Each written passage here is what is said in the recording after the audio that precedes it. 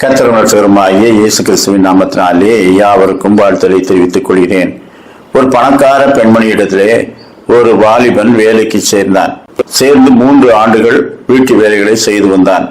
அவனுடைய வேலை திருப்திகரமாக அவளுக்கு பிடித்ததாக இருந்தது. 3 மாதம் கழித்து அவன் அவளிடத்திலே, அம்மா, நான் நன்றாக வேலை செய்தேன், நல்ல குணம் உள்ளவன் என்று எனக்கு ஒரு சான்று தாருங்கள்.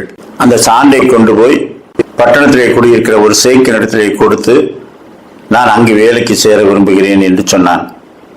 அவளுக்கு அதிர்ச்சி. நன்றாக வேலை செய்கிறவன் வேலையை விட்டு வேறொரு இடத்திற்கு போவதா? அவனிடத்திலே, உனக்கு இன்னும் அதிக சம்பளம் தருகிறேன், சேக் எவ்வளவு தருவாரோ அதே அளவுக்கு நானும் தருகிறேன் என்று சொன்னாள். அம்மா, நான் சம்பளத்துக்காக வேலைக்கு வரவில்லை. எனக்கு கிறிஸ்தவ மதத்திலோ அல்லது இஸ்லாம் மதத்திலோ ஏதாயிலும் ஒன்றிலே சேர வேண்டும் என்று விருப்பம்.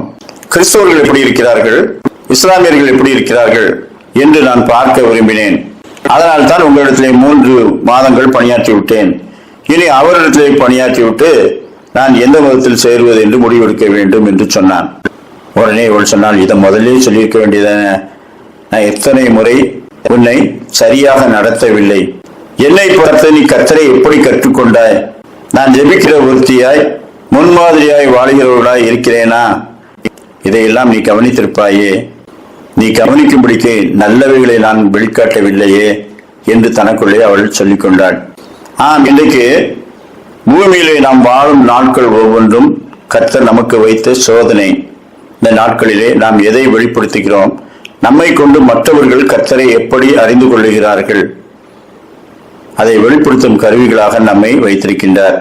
மத்தேயு 5:16 இவ்விதமாய் மனுஷர் உங்கள் நற்கிரியைகளை கண்டு பரலோகத்தில் இருக்கிற உங்கள் பிதாவை மகிமைப்படுத்தும்படி உங்கள் வெளிச்சம் அவர்கள் முன்பாக பிரகாசிக்க கடவது. நான் உலகத்துக்கு ஒளியாய் இருக்கிறேன் என்று சொன்ன தேவகுமாரன் சீசர்களை பார்த்து, நீங்கள் உலகத்துக்கு வெளிச்சமாய் இருக்கிறீர்கள், மலையின் மேல் இருக்கிற பட்டணம் மறைந்திருக்க மாட்டாது என்று சொல்லுகின்றார். அப்படியானால் தேவகுமாரனிடத்திலிருந்து நாம் பெற்றுக்கொண்ட ஒளி நம் மூலமாய் அநேகருக்கு முன்பாக பிரகாசிக்கிறதா?